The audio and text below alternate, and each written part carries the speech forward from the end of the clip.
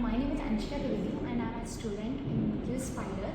I have pursued Java full stack from QSpiders, and they will give me a very best teaching because they have a very best trainers, because they will provide a use case in SQL, Java, and database. So you have, if you have any doubts in any subject, then they will clear it all. And if you have participated in any of the drive, then they will guide you, they will groom you, they will groom you very well, and you will perform very hard in your interviews.